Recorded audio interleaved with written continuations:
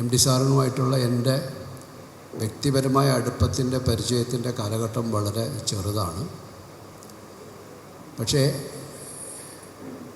ഒരു എഴുത്തുകാരനെന്ന നിലയിൽ അദ്ദേഹത്തെ വായിച്ചു തുടങ്ങിയ കാലം തൊട്ട് അദ്ദേഹം എൻ്റെ സർഗയാത്രയുടെ കൂടെ എന്നും എന്നെ ചേർത്ത് പിടിച്ച് അക്ഷരങ്ങളിലൂടെ എന്നെ ചേർത്ത് പിടിച്ച് നടത്തിയ എൻ്റെ വഴികാട്ടിയാണ് എന്ന് തന്നെയാണ് ഞാൻ വിശ്വസിക്കുന്നത്.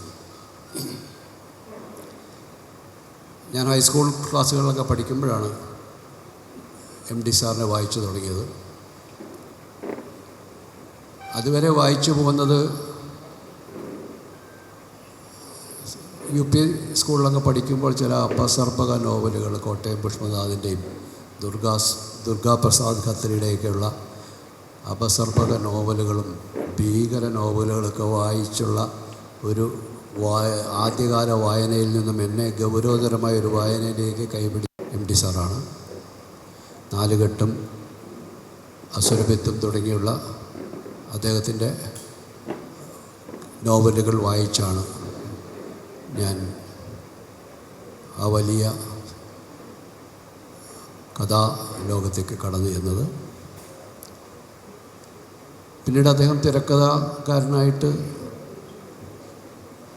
സിനിമകൾക്ക് തിരക്കഥ രചിച്ചുകൊണ്ട് അദ്ദേഹം ചെയ്ത സിനിമകളും ആദ്യകാലം തൊട്ട് തന്നെ ഞാൻ പിന്തുടർന്നു പോന്ന കാഴ്ച അനുഭവങ്ങളാണ്. എം ടി സാറിൻ്റെ എഴുത്തുകൾക്കുള്ള ഒരു പ്രധാന വൈശിഷ്ട്യമെന്ന് പറയുന്നത് അത് അക്ഷരങ്ങളിലൂടെ നമ്മളെ ഒരു കാഴ്ചയുടെ ലോകത്തൂടെ എത്തിക്കുന്നു എന്നുള്ളതാണ്. വായനക്കാരന് കൃത്യമായൊരു ഭൂമിക മുമ്പിൽ സൃഷ്ടിക്കപ്പെടുകയും കഥാപാത്രങ്ങളുടെ രൂപങ്ങൾ വരച്ചു കാട്ടപ്പെടുകയും ചെയ്യുന്ന രീതിയിലുള്ളൊരു എഴുത്താണ്. ആ എഴുത്ത് തന്നെയാണ് തിരക്കഥാ രചയിതാവെന്ന നിലയിലുള്ള അദ്ദേഹത്തിനെ കൂടുതൽ വ്യക്തതയോടെ നമ്മളോട് അദ്ദേഹത്തിൻ്റെ കഥകളെ കാണിച്ചു തരാൻ പാകത്തിലുള്ള എഴുത്തിലേക്ക് അദ്ദേഹം നമ്മുടെ മുമ്പിലേക്ക് പിന്നീട് തിരക്കഥാരചനകളിലൂടെ കടന്നു വന്നത്. പൊതുവെ ഒരു പറച്ചിലുണ്ട്, എം ടി സാറിൻ്റെ ഒരു തിരക്കഥ കിട്ടിയാൽ ആർക്കും സിനിമ ചെയ്യാമെന്നുള്ളത്. അതൊരു പക്ഷേ കുറച്ച് പെരുപ്പിച്ച് പറയുന്ന കാര്യമാണെങ്കിൽ പോലും അതിലൊരുപാട് സത്യമുണ്ട്. കാരണം ഇത്രമാത്രം ഡീറ്റെയിൽഡായിട്ടുള്ളൊരു സ്ക്രിപ്റ്റിംഗ് ചെയ്യുന്നത് അപൂർവമായിട്ട് മാത്രമാണ്. എഴുത്തുകാരുടെ ഈ നമ്മുടെ തിരക്കഥയുടെ പേജിൻ്റെ ഇടതുവശം കുറയുകയും വലതുവശം കൂടുകയും ചെയ്യുന്ന രീതിയിലുള്ള എഴുത്തുകളാണ് സംഭവിക്കുക. വലതുവശം എന്ന് പറയുന്നത് സംഭാഷണങ്ങളാണ്, ഇടതുവശം മുഴുവൻ അതിൻ്റെ വിശദീകരണങ്ങളും വിവരണങ്ങളും രംഗാവിഷ്കരണത്തിൻ്റെ വിശദാംശങ്ങളുമാണ്. കഥാപാത്രങ്ങളുടെ മാനസിക വ്യാപാരങ്ങളുടെ വിശദീകരണങ്ങളാണ്. ഞാൻ കൂടുതലായിട്ടും ആശ്രയിക്കുന്നത് ഇടതുവശമാണ്. ഇടതുവശമാണ് എന്നെ പ്രചോദിപ്പിക്കുന്നതും പ്രകോപിപ്പിക്കുന്നതും. അതുകൊണ്ട് തന്നെ എം ടി സാറിൻ്റെ തിരക്കഥ ചെയ്യുവാനുള്ളൊരാഗ്രഹം, അദ്ദേഹത്തിൻ്റെ തിരക്കഥകൾ ഒരുപാട് വായിച്ചിട്ടുണ്ട്. അതൊരു പഠനത്തിൻ്റെ ഭാഗമായിട്ട് ചെയ്തു പോകുന്ന കാര്യങ്ങളാണ്. എങ്കിലും ഞാൻ നേരത്തെ സൂചിപ്പിച്ചതുപോലെ മലയാളത്തിലെ ഏതൊരു സംവിധായകൻ്റെയും ഉള്ളിലുള്ള ഏറ്റവും വലിയ ആഗ്രഹം എം ടി സാറിൻ്റെ ഒരു തിരക്കഥയിലൊരു സിനിമ സംവിധാനം ചെയ്യുക എന്നുള്ളതാണ്. എൻ്റെ തലമുറയിൽപ്പെട്ട ഒരുപാട് പേരും അത്തരം ആഗ്രഹങ്ങൾ കൊണ്ട് നടന്നതായി എനിക്കറിയാം. പക്ഷേ ഭാഗ്യവശാൽ അപ്രതീക്ഷിതമായിട്ട് ആ ഒരു അവസരം എൻ്റെ മുന്നിലേക്കാണ് എത്തിയത്. അദ്ദേഹത്തെ അതിനു മുമ്പ് എനിക്ക് വലിയ അടുത്ത് പരിചയമൊന്നുമില്ല. ഈ സിനിമയുടെ ചർച്ചകളിലേക്ക് കടക്കുന്നതിന് മുൻപ് അദ്ദേഹമായിട്ട് അങ്ങനെ വ്യക്തിപരമായൊരു അടുപ്പമില്ല. കണ്ടിട്ടുണ്ട്, പൊതുവേദികളിൽ വെച്ച് കണ്ടിട്ടുണ്ട് എന്നതിനും അപ്പുറത്തേക്കുള്ളൊരു പരിചയം അദ്ദേഹമായിട്ടുണ്ടായിരുന്നില്ല. എൻ്റെ മുന്നിലേക്ക് വഴി തുറന്നു തന്നത് ഞാൻ അതിനു മുൻപ് ചെയ്തിരുന്ന സിനിമകളുടെ ഹിസ് ഹൈനസ് അബ്ദുള്ളയും കിരീടവും ഭരതവും ഒക്കെ ചെയ്ത അതിൻ്റെ വിതരണം ചെയ്ത സെവൻ ആർട്സ് ഫിലിംസിൻ്റെ ഉടമയായ ശ്രീ വിജയകുമാറാണ്. അദ്ദേഹത്തിൻ്റെ നിർമ്മാണ സ്ഥാപനത്തിന് വേണ്ടിയിട്ടൊരു സിനിമ ചെയ്യാനായിട്ടുള്ള ആവശ്യമായിട്ട് വന്നപ്പോൾ അദ്ദേഹവും എം ഡി സാറുമായിട്ടുള്ള അടുത്ത ബന്ധത്തെക്കുറിച്ച് എനിക്കറിയാം. നഖക്ഷതങ്ങളും പഞ്ചാഗ്നിയൊക്കെ പോലെ സെവൻ ആർട്സിൻ്റെ സിനിമകൾ എം ഡി സാറിൻ്റെ തിരക്കഥയിലാണ് സംഭവിച്ചത്. എം ഡി സാറുമായിട്ടുള്ള അദ്ദേഹത്തിൻ്റെ ആ വ്യക്തിപരമായ അടുപ്പം മനസ്സിലാക്കിക്കൊണ്ട് തന്നെ ഞാൻ അദ്ദേഹത്തിൻ്റെ മുമ്പിലേക്ക് വെച്ചൊരു നിബന്ധന എം ഡി സാറിൻ്റെ ഒരു തിരക്കഥ കിട്ടുക എന്നുള്ളതാണ്. സെവൻ ആർട്സിന് വേണ്ടിയിട്ട് സെവൻ ആർട്സിൻ്റെ നിർമ്മാണ സംരംഭവുമായിട്ടൊരു സിനിമ ചെയ്യാനായിട്ട് എം ഡി സാറിൻ്റെ ഒരു തിരക്കഥ കിട്ടുക എന്നുള്ളതാണ് എൻ്റെ ഒരു കണ്ടീഷൻ എന്ന് പറഞ്ഞു. അദ്ദേഹം വളരെ നിസ്സാരമയത്തില്ല, അതിനെന്താ നമുക്ക് എം ഡിയെ വിളിക്കാം, എം ഡി ഇങ്ങോട്ട് വരും, നമുക്ക് ഇരിക്കാം എന്ന് പറഞ്ഞു. അന്ന് ചെന്നൈയിലാണ്, ഞാനും താമസം ചെന്നൈയിലാണ്. എം ഡി സാറ് ചെന്നൈയിലെത്തി, ഞങ്ങൾ ഒരുമിച്ചിരുന്നു. ആദ്യ ഘട്ടത്തിലെ സംഭാഷണത്തിൽ തന്നെ അദ്ദേഹം നിർദ്ദേശിച്ചത് ഒരു വലിയ പടം ചെയ്യാം, ജൂലിയസ് സീസർ നമുക്ക് ചെയ്യാം. ഞാനൊരു പൂവേ ചോദിച്ചുള്ളൂ, അദ്ദേഹം ഒരു പൂക്കാലം എൻ്റെ മുമ്പിലേക്ക് തരികയായിരുന്നു. അത് എന്നെ സംബന്ധിച്ചോളം എനിക്കത് ചെയ്യാനുള്ള പ്രാപ്തിയുണ്ടോ, അതിനുള്ളൊരു ഒരു അതിന് മാത്രമൊക്കെ ഒരു വളർച്ച എനിക്കുണ്ടോ എന്നുള്ളൊരു സംശയങ്ങളൊക്കെ എൻ്റെ ഉള്ളിലുണ്ടെങ്കിലും ഞാനത് പുറത്ത് കാണിച്ചില്ല. കാരണം കിട്ടുന്നത് നഷ്ടപ്പെടാൻ പാടില്ലല്ലോ എന്ന് വിചാരിച്ചതിന് ഞാനതിന് പൂർണ്ണമായിട്ടും അദ്ദേഹത്തിൻ്റെ നിർദ്ദേശത്തോട് ചേർന്ന് നിന്നു. അപ്പോൾ അദ്ദേഹം പറഞ്ഞു, നമുക്ക് എഴുതുന്നതിന് മുമ്പ് നമുക്കൊരു യാത്ര പോകാം, നമുക്ക് കുറേ സ്ഥലങ്ങളൊക്കെ കാണാം, ഈ സിനിമയ്ക്ക് പറ്റുന്ന ചില പരിസരങ്ങൾ, കെട്ടിടങ്ങൾ, കൊട്ടാരങ്ങൾ, ഭൂപ്രദേശങ്ങളൊക്കെ നമുക്ക് ഒന്ന് കണ്ടു കളയാം, ആ കൂട്ടത്തിൽ നമുക്ക് സംസാരിക്കുകയും ചെയ്യാമല്ലോ എന്ന് പറഞ്ഞു. മലയാളത്തിലെയും തെന്നിന്ത്യയിലെയും പ്രധാനപ്പെട്ട താരങ്ങൾ മമ്മൂട്ടിയും മോഹൻലാലും ഉൾപ്പെടെ കമലഹാസനോ അല്ലെങ്കിൽ മറ്റ് ഭാഷകളിൽ നിന്ന് വരാവുന്ന പ്രധാനപ്പെട്ട അഭിനേതാക്കളെയൊക്കെ ഉൾപ്പെടുത്തിക്കൊണ്ടൊരു വലിയ പ്രോജക്റ്റായിട്ട് അത് ചെയ്യുക എന്നുള്ളതാണ് അദ്ദേഹം വിഭാവനം ചെയ്തത്. അങ്ങനെ ആ യാത്രയിൽ ഏകദേശം ഒരാഴ്ചയോളം ഞങ്ങൾ ദക്ഷിണ കർണാടകയുടെ വിവിധ പ്രദേശങ്ങളിലാണ് ആദ്യം സഞ്ചരിച്ചത്. മൈസൂർ തൊട്ട് തുടങ്ങി ഉള്ളിലേക്ക് ഒരുപാട് സ്ഥലങ്ങൾ, ഒരുപാട് പഴയ കൊട്ടാരങ്ങൾ, അതിൻ്റെ അവശിഷ്ടങ്ങളുള്ള സ്ഥലങ്ങളൊക്കെ പോയി കണ്ടു. കാറിലാണ് യാത്ര. ഞാനും വിജയകുമാറും എം ഡി സാറുമാണ് ഉള്ളത്. ഈ യാത്രയിലുടനീളം ഞാൻ അതുവരെ കാണാത്തൊരു എം ഡി സാറിനെ കണ്ടു, അതുവരെ കേൾക്കാത്തൊരു എം ഡി സാറിനെ കേട്ടു. കാരണം അദ്ദേഹം ഒരുപാട് കാര്യങ്ങൾ സംസാരിക്കുന്നു. അതുവരെ നമുക്കെല്ലാവർക്കും ഉണ്ടായിരുന്ന ഒരു പൊതുധാരണ എം ഡി സാർ അധികം സംസാരിക്കില്ല എന്നുള്ളതായിരുന്നു. പക്ഷേ അദ്ദേഹം ഒരുപാട് സംസാരിക്കുന്നു, ഒരുപാട് കാര്യങ്ങളെക്കുറിച്ച്. ഞാനതൊരു കേൾവിക്കാരനായി മാത്രം അദ്ദേഹത്തിൻ്റെ ഓരോ വാക്കുകളെയും ആസ്വദിച്ച് ഉള്ളിലേക്ക് ഇങ്ങനെ സംഗ്രഹിച്ചു കൊണ്ടിരുന്നു. ആ യാത്ര എന്നെ സംബന്ധിച്ചോളം ഒരു പഠനയാത്ര തന്നെയായിരുന്നു. കാരണം എം ഡി എന്ന് പറയുന്ന വലിയ എഴുത്തുകാരനെ, വലിയ മനുഷ്യനെ ഏറ്റവും അടുത്തിരുന്ന് ഒരാഴ്ചയോളം കാണുക എന്നുള്ളത്, കേൾക്കുക എന്നുള്ള ഭാഗ്യം ആണ് ആ യാത്ര കൊണ്ട് എനിക്ക് കിട്ടിയ ഏറ്റവും വലിയ ഭാഗ്യം. പിന്നീട് അതിൻ്റെ തുടർ ചർച്ചകൾക്കിടയിലാണ് അതിൻ്റെ ബഡ്ജറ്റിങ്ങിനെ കുറിച്ചൊക്കെയുള്ള ഒരു ആലോചന വരികയും അത് അക്കാലത്തെ മലയാള സിനിമയുടെ ബഡ്ജറ്റിൻ്റെ ഒരു മാർക്കറ്റിംഗ് സാഹചര്യങ്ങളുടെ ഒരു പരിധിയിലേക്ക് എത്തിപ്പെടാൻ, അല്ലെങ്കിൽ നമുക്കതൊരു അത്രയും വലിയ ബഡ്ജറ്റുള്ളൊരു സിനിമ അന്ന് മലയാളത്തിന് താങ്ങാവുന്നതിലും അധികമാണ് എന്നുള്ളൊരു തിരിച്ചറിവുണ്ടായി. കാരണം അന്ന് നമുക്ക് കേരളത്തിൽ തിയേറ്ററുകളിൽ നിന്ന് കിട്ടുന്ന വരുമാനവും അത്യാവശ്യം ഒരു ഗൾഫ് റൈറ്റ്സൊക്കെ പോകാവുന്ന, അല്ലെങ്കിൽ ഒരു ടി വി റൈറ്റ്സ്, അന്ന് ദൂരദർശനൊക്കെ ആയിരുന്നു കൂടുതലും സിനിമകൾ എടുത്തുകൊണ്ടിരുന്നത്. അതിനും അപ്പുറത്തേക്കൊരു വിപണന സാധ്യത അതിനില്ല എന്നുള്ളത് കൊണ്ട് തന്നെ അതിൻ്റെ ഒരു പ്രായോഗികമായ ഒരു സാഹചര്യങ്ങളെക്കുറിച്ചുള്ള ഒരു ആശങ്ക നിർമ്മാതാവിനുണ്ടായപ്പോൾ എം ഡി സാറിൻ്റെ അടുത്തത് പറയപ്പോൾ അത് നമുക്ക് കുറച്ചും കൂടെ ഈ ബഡ്ജറ്റ് നമുക്ക് ഒരുപക്ഷെ തീർക്കാൻ കഴിയില്ല എന്നുള്ളൊരു ചിന്ത വന്നപ്പോൾ ഞാൻ ധരിച്ചത് ഞാൻ കണ്ട സ്വപ്നങ്ങളെല്ലാം അവിടെ അസ്തമിക്കുമെന്നാണ്. പക്ഷേ എം ഡി സാറിന് എൻ്റെ മനസ്സറിഞ്ഞു, അല്ലെങ്കിൽ എൻ്റെ മുഖത്തെ ആ പ്രയാസം കണ്ടപ്പോൾ അദ്ദേഹം പറഞ്ഞു, നമുക്കൊരു ചെറിയ സിനിമ ചെയ്യാം, നിങ്ങൾ ലാലിൻ്റെയോ മമ്മൂട്ടിയുടെയോ ഒക്കെ ഒരു ഡേറ്റ് മേടിച്ചോളൂ, ഞാനൊരു സിനിമ ചെയ്യാം. അപ്പോൾ ലാൽ ഓൾറെഡി എൻ്റെ കൂടെ സിനിമ ചെയ്യാനും വിജയകുമാറിൻ്റെ കൂടെയൊക്കെ സിനിമ ചെയ്യാനായിട്ട് എപ്പോഴും നമ്മുടെ ഒരു ഫോൺ വിളിക്കപ്പുറം ഉള്ള ആളാണ് എന്നുള്ളത് കൊണ്ട് തന്നെ ലാലുമായിട്ട് തന്നെ ചെയ്യാവുന്നൊരു തീരുമാനമെടുത്തു. അപ്പോഴാണ് എം ടി സാർ അദ്ദേഹത്തിൻ്റെ എഴുതാൻ ഉദ്ദേശിക്കുന്ന അല്ലെങ്കിൽ ആ സിനിമയ്ക്ക് വേണ്ടി അദ്ദേഹം കണ്ടുവച്ചിരിക്കുന്ന ഒരു കഥയെക്കുറിച്ച് പറയുന്നത്. അദ്ദേഹം എഴുതിയ ശത്രു എന്ന ചെറുകഥയാണ്. ആ കഥ എഴുതാനുണ്ടായ സാഹചര്യങ്ങൾ,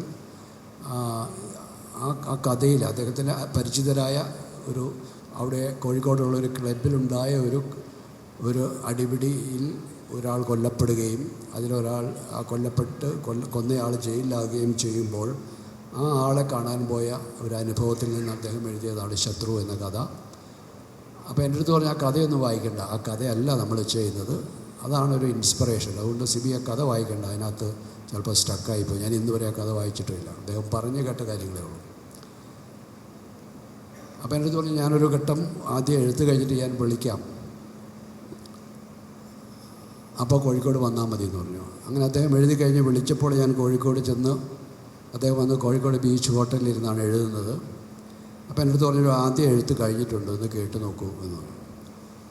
ഒരു മേശയ്ക്ക് അപ്പുറവും ഇപ്പുറവും ഇരുന്നിട്ട് ആ വിശ്വകഥാകാരൻ അദ്ദേഹത്തിൻ്റെ എൻ്റെ സിനിമയ്ക്കായി അദ്ദേഹം എഴുതി പൂർത്തീകരിച്ച ആ തിരക്കഥ എന്നെ വായിച്ച് കേൾപ്പിക്കുക എന്നുള്ളൊരു അത്യപൂർവ ഭാഗ്യമാണ്. എൻ്റെ ജീവിതത്തിലെ നമ്മൾ പറയാറുണ്ട് സ്വപ്നങ്ങൾക്കും അപ്പുറം എന്ന് പറയുന്നതിനും അപ്പുറത്തേക്കുള്ള ഒരു അനുഭവമായിരുന്നു അത്. അദ്ദേഹം തന്നെ എനിക്ക് ആ തിരക്കഥ വായിച്ച് കേൾപ്പിക്കുകയാണ്. അദ്ദേഹം ചോദിച്ചു എന്താണ് അഭിപ്രായം, എന്തെങ്കിലും തിരുത്തുകളുണ്ടോ നിർദ്ദേശങ്ങളുണ്ടോ എന്ന് ചോദിച്ചു. ഞാൻ പറഞ്ഞു എനിക്ക് ഒരു അഭിപ്രായവും ഇല്ല, ഒരു തിരുത്തുമില്ല, അതുപോലെ തന്നെ ഞാൻ അങ്ങ് എടുക്കുകയാണെന്ന് പറഞ്ഞു. അദ്ദേഹം പറഞ്ഞില്ല, എനിക്കിനി ഇതിനകത്ത് കറക്ഷൻസ് ഉണ്ട്, എൻ്റെ മനസ്സിലുണ്ട്, സിബിയുടെയും കൂടെ അഭിപ്രായം കേട്ടിട്ട് ഞാൻ പറഞ്ഞു എനിക്കൊന്നും പറയാനില്ല സാറിന്. അപ്പോൾ അദ്ദേഹം പറഞ്ഞു അങ്ങനെയാണെങ്കിൽ നമുക്ക് കണ്ണൂർ സെൻട്രൽ ജയിലിൽ നിന്ന് പോകാം, അത് കണ്ടിട്ടുണ്ടോ എന്ന് ചോദിച്ചു. ഞാൻ പറഞ്ഞു പോയിട്ടില്ല, നമുക്ക് ഒരുമിച്ച് പോകാമെന്ന് പറഞ്ഞു. അങ്ങനെ പോകുന്നത് കണ്ണൂർ സെൻട്രൽ ജയിലിലേക്കാണ്. കണ്ണൂർ സെൻട്രൽ ജയിലിൽ ചെല്ലുമ്പോൾ അതിലേക്ക് കടക്കുമ്പോൾ തൊട്ട് അദ്ദേഹം ഓരോ കാര്യങ്ങളെന്നെ പറഞ്ഞത്. ഈ ജയിലിനകത്തേക്ക് കടക്കുമ്പോൾ ഒരു ചെറിയ വലിയ വാതിലിൻ്റെ ഇടയിൽ ഒരു ചെറിയ എൻട്രൻസ് ആണ്, ഒരു ചെറിയ വാതിൽ മാത്രമേ തുറക്കപ്പെടുകയുള്ളൂ. അത് നമ്മൾ തല കുനിച്ച് കയറണം. അദ്ദേഹം പറയും ഇത് ബ്രിട്ടീഷുകാരുടെ ഒരു പരിപാടിയാണ്, തല കുനിച്ച് ഇതിനകത്തേക്ക് ഒരാൾ കയറിയാൽ മതി എന്നുള്ളതാണ്. അവിടെ തൊട്ട് അദ്ദേഹം ഇതിനെപ്പറ്റി അദ്ദേഹത്തിന് അറിയാവുന്ന കാര്യങ്ങൾ പങ്കുവെക്കുകയും അദ്ദേഹത്തിന് അറിയാത്ത അല്ലെങ്കിൽ അദ്ദേഹത്തിന് അറിയേണ്ട കാര്യങ്ങൾ ജയിൽ സൂപ്രണ്ടിനോട് ചോദിച്ചറിഞ്ഞുകൊണ്ടാണ് ഞങ്ങളുടെ യാത്ര. അതിനകത്ത് കണ്ണൂർ സെൻട്രൽ ജയിലിൽ പോയിട്ടവർക്ക് അറിയാമ്പോൾ അതിനൊരു 8 ബ്ലോക്കുകളാണ് ചുറ്റുമായിട്ടുള്ളത്. 8 ബ്ലോക്കുകളുടെ നടുവിലായിട്ടൊരു സ്ഥലത്ത് ഒരു പ്രത്യേക എൻക്ലോസറുണ്ട്. ഒരു കമ്പിവേലിക്കകത്ത് നമുക്ക് അതിൻ്റെ ഏറ്റവും മൊത്തം നടുവിലായിട്ടൊരു ഇടമുണ്ട്. അതിന് രണ്ട് വശങ്ങളിലായിട്ട് 2 കെട്ടിടങ്ങളുണ്ട്. അത് സെല്ലുകളാണ്. നടുക്കൊരു പൂന്തോട്ടമുണ്ട്. അപ്പം ഞങ്ങളവിടേക്ക് ചെല്ലുമ്പോൾ അവിടെ ചെടി നനച്ചുകൊണ്ട് ജയിൽ വസ്ത്രത്തിൽ ഒരാളുണ്ട്. അപ്പം ജയിൽ സൂപ്രണ്ട് വിളിച്ചു പറഞ്ഞു അവനെ അകത്തേക്ക് കയറ്റാൻ പറഞ്ഞു. അപ്പോൾ അവിടെ കാവലിലുണ്ടായിരുന്ന ആൾ അദ്ദേഹത്തെ കൊണ്ടുപോയി അവിടുത്തെ ആദ്യത്തെ ആ സെല്ലിലേക്ക് കൊണ്ടുപോയി കയറ്റി. അപ്പോൾ ഇയാൾ ഞങ്ങളെ നോക്കുന്നുണ്ട്. ഞങ്ങൾ അടുത്തേക്ക് ചെല്ലുന്ന വേളയിൽ ജയിൽ സൂപ്രണ്ട് പറഞ്ഞു അതാണ് റിപ്പർ ചന്ദ്രൻ. റിപ്പർ ചന്ദ്രൻ അന്ന് നമ്മുടെ മാധ്യമങ്ങളിലൊക്കെ വളരെ വലിയ രീതിയിൽ ചർച്ച ചെയ്യപ്പെട്ട ഒരു സീരിയൽ കില്ലിങ്ങിലെ പ്രതിയാണ്. അദ്ദേഹം വധശിക്ഷ വിധിക്കപ്പെട്ട് അവിടെ കിടക്കുകയാണ്. ഇത് കണ്ടംഡ് സെല്ലെന്നാണ് ഇതിന് പറയുക. ഈ പ്രത്യേക എൻക്ലോഷർ എന്ന് പറയുന്നത് വധശിക്ഷയ്ക്ക് വിധിക്കപ്പെട്ട ആൾക്കാരെ മാത്രം കിടത്തുന്ന സ്ഥലമാണ്. അവിടേക്കാണ് നമ്മൾ ചെന്നത്. ഈ റിപ്പർ ചന്ദ്രൻ ജയിലിനകത്ത് കയറി ഞങ്ങളവിടെ ചെന്നപ്പോൾ അയാൾ വളരെ പൊക്കം കുറഞ്ഞൊരു സാധുവായ മനുഷ്യൻ നമ്മളെ നോക്കി ചിരിക്കുന്നുണ്ട്. അദ്ദേഹം രാഷ്ട്രപതിക്ക് ദയാഹർജി സമർപ്പിച്ചിട്ട് ആ വിധിക്കായിട്ട് കാത്തിരിക്കുകയാണ്. പിന്നീട് ആ കണ്ടംപ്റ്റ് സെല്ലിനെ കുറിച്ചുള്ള വിശദീകരണങ്ങൾ കാര്യങ്ങളൊക്കെ നമ്മൾ മനസ്സിലാക്കിയിട്ട് തിരിച്ചു പോകുന്നു. അതിനു മുമ്പ് അവിടെ തൂക്കിലേറ്റിയ അതിനുവേണ്ടി ഉപയോഗിച്ച കയറൊക്കെ നമ്മൾ കണ്ടു. അത് ഒരിക്കൽ മാത്രമേ അത് ഉപയോഗിക്കാറുള്ളൂ. അത് നാഗർകോവിലാണ് അതുണ്ടാക്കുക. പ്രത്യേക ചണത്തിൽ നെയ്തെടുക്കുന്ന അല്ലെങ്കിൽ പിരിച്ചുണ്ടാക്കുന്നതാണ്. ഇത്തരം കാര്യങ്ങളൊക്കെ ഏറ്റവും മൈന്യൂട്ടസ്റ്റ് ഡീറ്റെയിൽസ് എല്ലാം അദ്ദേഹം മനസ്സിലാക്കിയ ശേഷം തിരിച്ചു പോകുമ്പോൾ അദ്ദേഹം പറഞ്ഞു, ഇനിയാണ് എനിക്ക് നമ്മളുടെ തിരക്കഥയുടെ അതിൻ്റെ പൂർണ്ണതയിലേക്ക് എഴുതാനുള്ളത്. അങ്ങനെ അദ്ദേഹം അന്ന് അവിടെ മനസ്സിലാക്കിയ കാര്യങ്ങളും കൂടെ ഉൾപ്പെടുത്തിക്കൊണ്ടാണ് ആ തിരക്കഥ പൂർത്തീകരിക്കുന്നത്. പിന്നീട് ഒരു മാസത്തിന് ശേഷം ഞങ്ങൾ അവിടേക്ക് ഷൂട്ടിങ്ങിന് ചെല്ലുന്നതിനിടയിൽ റിപ്പർ ചന്ദ്രൻ ദയാഹർജി തള്ളി വധശിക്ഷയ്ക്ക് വിധേയനായി കഴിഞ്ഞിരുന്നു. ഷൂട്ടിങ്ങിന് ചെന്നപ്പോൾ ഞാൻ നോക്കിയപ്പോഴും റിപ്പർ ചന്ദ്രനെ കൊണ്ട് കയറ്റിയ ആദ്യത്തെ സെല്ലാണ് ഒരു ഷൂട്ടിങ്ങിന് എനിക്ക് സൗകര്യം. കാരണം ഇതിൻ്റെ ഈ എൻക്ലോസറിൻ്റെ ഗേറ്റ് കടന്ന് ആദ്യം എത്തിപ്പെടാൻ പറ്റുന്നത് ആ സെല്ലാണ്. ഇപ്പോൾ സിനിമയുടെ ഒരു സൗകര്യത്തിനായിട്ട് നമ്മളൊരാൾ നടന്ന് ഗേറ്റിൽ നിന്ന് അവിടേക്ക് എത്തുന്ന ദൂരം കുറയുന്നതനുസരിച്ച് സിനിമയിലൊരു ലാഗ് കുറഞ്ഞ് കിട്ടും എന്നുള്ളതുകൊണ്ട് ഞാൻ ആ സെല്ലാണ് എടുത്തത്. അപ്പം ഷൂട്ടിൻ്റെ അന്ന് രാവിലെ ചെന്നപ്പോഴത്തേക്ക് ഇങ്ങനെ അതിനകത്തുള്ളൊരു സീൻ എടുക്കാൻ നേരത്തെ ഞാൻ വളരെ യാദൃച്ഛികമായിട്ടൊരു അബദ്ധത്തിൽ പറഞ്ഞു പോയി, ഇവിടെയാണ് റിപ്പർ ചന്ദ്രൻ കടന്നതെന്ന്. അപ്പം ലാൽ എൻ്റെ അടുത്ത് ചോദിച്ചു, ഇയാൾ എന്തിനാണ് ഇപ്പോൾ എൻ്റെ അടുത്ത് പറയാൻ പോയെന്ന് ചോദിച്ചു. ഞാൻ പറഞ്ഞില്ല, വെറുതെ നിങ്ങളൊക്കെ എന്നെ ഇതിനകത്തിട്ട് നിങ്ങൾ പുറത്തു പോകും, ഞാനൊറ്റയ്ക്കാണ് ഇതിനകത്ത് കിടക്കുക. അപ്പം തമാശയായിട്ട് പറഞ്ഞെങ്കിലും ആ മാനസികാവസ്ഥ അവിടെ കിടന്ന് മരിച്ച ഒരാളുടെ ശ്വാസം അവിടെ ഉണ്ടായിരുന്നു എന്നുള്ളൊരു തോന്നൽ ലാൽ ചോദിച്ചു, അയാളുടെയൊക്കെ ശ്വാസം ഈ വായുവിലുണ്ടാവുമല്ലേ എന്ന് ചോദിച്ചു. അത്രമാത്രം ഒരു എന്താണ് ഒരു മാനസികമായ ഒരു അവസ്ഥയിലേക്ക് ലാൽ എത്തിപ്പെടുന്നത് എന്നെ സംബന്ധിച്ചുള്ള ഒരു വിധത്തിൽ നല്ലത് തന്നെയാണ്. ആ മാനസികാവസ്ഥയിൽ നിന്നുണ്ടാ കഥാപാത്രത്തെ ഉൾക്കൊള്ളട്ടെ എന്നുള്ളൊരു സ്വകാര്യ ചിന്തയുണ്ട്. അത് പറയുമ്പോൾ അങ്ങനെ ഉദ്ദേശിച്ചിരുന്നെങ്കിൽ പോലും പിന്നീട് ഞാനത് നല്ലതാണെന്ന് തന്നെയാണ് കരുതിയത്. അപ്പോൾ ഇതിൻ്റെ ഷൂട്ടിങ്ങിന് ആദ്യഘട്ടങ്ങൾ നമ്മൾ കോഴിക്കോടാണ് ഷൂട്ട് ചെയ്തത്. കോഴിക്കോട് ടൗണിനടുത്തുള്ള ജാഫർ ഖാൻ കോളനി എന്ന് പറയുന്ന ഒരു സ്ഥലത്താണ് ഷൂട്ട് ചെയ്തത്. മോഹൻലാൽ വന്ന് താമസിക്കുന്ന വീടും അതിനടുത്തുള്ള KPC ലളിതയും ആ പെൺകുട്ടികളൊക്കെ താമസിക്കുന്ന സ്ഥലങ്ങളൊക്കെ ആയിട്ട് നമ്മൾ അവിടെ ഒരു സെറ്റൊക്കെ ഇട്ടാണ് ചെയ്യുന്നത്. അപ്പോൾ അവിടെ കോഴിക്കോടായതുകൊണ്ട് MD സാർ ഇടയ്ക്കിടയ്ക്ക് ലൊക്കേഷനിൽ വരും. ഇത് എന്നെ സംബന്ധിച്ചോളം ഭയങ്കര ബുദ്ധിമുട്ടുള്ള കാര്യമാണ്. ഞാൻ ഏറ്റവും കൂടുതൽ ടെൻഷൻ അനുഭവിക്കുന്ന ഒരു സമയം എന്ന് പറയുന്നത് MD സാർ അവിടെ വന്നിരുന്ന് ഞാൻ ചെയ്തു കൂട്ടുന്ന മണ്ടത്തരങ്ങളൊക്കെ കാണുന്നുണ്ടല്ലോ എന്നുള്ളൊരു ഭയത്തിലാണ് ഞാൻ അവിടെ ഇരിക്കുന്നത്. ഇതാണോ എഴുതിയപ്പോൾ അദ്ദേഹം ഉദ്ദേശിച്ചത്, ഇങ്ങനെയാണോ? ഞാൻ നേരത്തെ പറഞ്ഞ പോലെ ഇടതുവശത്ത് എഴുതപ്പെട്ട വരികളുടെ ഇടയിൽ കയറി ഞാൻ ചില കടുത്ത പരിപാടികളൊക്കെ ചെയ്യാറുണ്ട്. അതെല്ലാ സ്ക്രിപ്റ്റിലും ചെയ്യാറുണ്ട്. അപ്പം ഇത് അത്രമാത്രം ലോഹിതദാസിൻ്റെയോ അല്ലെങ്കിൽ എൻ്റെ സമാന പ്രായക്കാരായ സമകാലികമായി ഒരുമിച്ച് സിനിമയിൽ നിൽക്കുന്ന ആൾക്കാരുടെ തിരക്കഥകളിലൊക്കെ എന്ത് കടുങ്കൈ ചെയ്താലും പരസ്പരം പറഞ്ഞു നിൽക്കാം. പക്ഷേ ഇദ്ദേഹത്തോട് എന്ത് പറയും എന്നുള്ളൊരു പേടിയുണ്ട്. പക്ഷേ ചെയ്തു വരുമ്പോൾ നമ്മൾ നിർബന്ധിതമായിട്ടും നമ്മളെ പ്രചോദിപ്പിക്കുന്ന, നേരത്തെ പറഞ്ഞ പോലെ പ്രകോപിപ്പിക്കുന്ന ആ ഒരു വരികൾക്കിടയിൽ നിന്ന് നമ്മളിപ്പോൾ ചിലതൊക്കെ കണ്ടെത്തിയിട്ട് അത് നമ്മുടെ സിനിമയുടെ ദൃശ്യ രൂപകൽപ്പനയിലേക്ക് ചേർത്ത് വെക്കാറുണ്ട്. അപ്പോൾ അദ്ദേഹം അവിടെ വന്ന് ഇരിക്കുന്ന ഒരു അരമണിക്കൂർ സമയം എനിക്ക് ഭയങ്കര ടെൻഷനായിരിക്കും. പക്ഷേ അദ്ദേഹം ഒന്നും പറയാതെ തിരിച്ചു പോകും. അദ്ദേഹത്തിൻ്റെ മുഖത്ത് നമുക്കൊന്നും മനസ്സിലാക്കി എടുക്കാനും കഴിയില്ല, ഒരു എക്സ്പ്രഷനും ഉണ്ടാകത്തില്ല. അത് ആ സിനിമ പൂർത്തീകരിച്ച ശേഷം അതിൻ്റെ അവസാനത്തെ അതിൻ്റെ ഫൈനൽ എഡിറ്റഡ് വേർഷൻ, അതായത് മ്യൂസിക്കും എഫക്ട്സൊക്കെ ചേർക്കുന്നതിന് മുമ്പുള്ളൊരു ഫൈനൽ എഡിറ്റഡ് വേർഷനുണ്ട്. ആ വേർഷൻ കണ്ടിട്ടാണ് എന്തെങ്കിലും വീണ്ടും അതിൽ നിന്ന് കുറയ്ക്കലോ കൂട്ടലോ തിരുത്തലോ ഒക്കെ വേണമെങ്കിൽ ചെയ്യേണ്ടതുള്ളത്. അപ്പോൾ അത് കാണാൻ വേണ്ടി അദ്ദേഹത്തെ മദ്രാസിലേക്ക് ക്ഷണിച്ചു. അദ്ദേഹം വന്ന് അത് കാണാനിരിക്കുമ്പോൾ ആ തിയേറ്ററിൻ്റെ പുറത്ത് എനിക്ക് അദ്ദേഹത്തിൻ്റെ തൊട്ട് പുറകിലിരുന്ന് അദ്ദേഹത്തിൻ്റെ എക്സ്പ്രഷൻ മാത്രമാണ്, ഞാൻ സ്ക്രീനിലല്ല നോക്കുന്നത്, അദ്ദേഹം അത് എങ്ങനെയാണ് അതിനെ കാണുന്നതെന്നുള്ളത് മാത്രം ഞാൻ ശ്രദ്ധിച്ചിരിക്കുകയായിരുന്നു. എനിക്കുണ്ടായ ഭയം എന്ന് പറയുന്നത് ആ കുട്ടികളെ കൊല്ലുന്ന രംഗത്തിൽ അദ്ദേഹം എഴുതി വെച്ചതിനും അപ്പുറത്തേക്ക് കുറച്ച് ഡീറ്റെയിൽഡായിട്ട് ഞാൻ ചില കൈകടത്തലുകൾ നടത്തി, അദ്ദേഹം ഉദ്ദേശിച്ചോ ഇല്ലയോ എന്ന് എനിക്കറിയാത്ത രീതിയിലുള്ള ചില ഇടപെടലുകൾ നടത്തിയിട്ടുണ്ട്. അത് കടന്നുപോയോ കൂടിപ്പോയോ എന്നുള്ളതൊക്കെ ഭയമുണ്ടായിരുന്നു. അപ്പോൾ അത് കഴിഞ്ഞ് പടം കണ്ടു കഴിഞ്ഞ് പുറത്തേക്ക് വന്നപ്പോൾ ഞാനിങ്ങനെ തിയേറ്ററിൻ്റെ പുറത്ത് വെയിറ്റ് ചെയ്തു. ഇദ്ദേഹം അതിനെപ്പറ്റി ഒരു നെഗറ്റീവായിട്ടുള്ളൊരു അഭിപ്രായം പറഞ്ഞാൽ ഞാൻ അവിടെ താഴെ വീണു പോകും. പക്ഷെ അദ്ദേഹം എൻ്റെ അടുത്ത് വന്നു, നോക്കി, ഒരു ബീഡി കത്തിച്ചു. എന്നിട്ട് എൻ്റെ തോളിൽ കൈവച്ചു. എന്നിട്ട് അദ്ദേഹത്തിൻ്റെ സ്വതസിദ്ധമായ ഇടത്തെ ചുണ്ടിൻ്റെ കോണിലൊരു ചിരി വന്നു. അവിടെയാണ് എനിക്ക് സമാധാനമായത്. അദ്ദേഹം ഒന്ന് തോളിൽ തട്ടി അങ്ങ് നടന്നു പോവുകയും ചെയ്തു. അപ്പോൾ എനിക്ക് മനസ്സിലായി, കുഴപ്പമില്ല, ഞാൻ ചെയ്ത കടുംകൈകളൊന്നും അത്ര കടുത്ത കൈകളല്ല എന്ന് അദ്ദേഹത്തിന് തോന്നിയിട്ടുണ്ട്. അങ്ങനെ അതാണ് അദ്ദേഹവുമായിട്ടുള്ള ഒരു തിരക്കഥാകാരൻ എന്ന നിലയിലുള്ള എം ഡി സാറും സംവിധായകൻ എന്ന ഞാനും തമ്മിലുള്ളൊരു ഒരു ഇടപെടലിൻ്റെ ഒരു പരിസരങ്ങളാണ് ഞാൻ പറഞ്ഞു വെച്ചത്. അതൊരു ധൈര്യമായിരുന്നു. കാരണം ഞാൻ എൻ്റെ കരിയറിൽ ഞാൻ ഇത്രമാത്രം ശ്രദ്ധയോടെ, ഇത്രമാത്രം ജാഗ്രതയോടെ, ഇത്രമാത്രം സൂക്ഷ്മതയോടെ ഞാൻ ചെയ്ത മറ്റൊരു സിനിമയുമില്ല.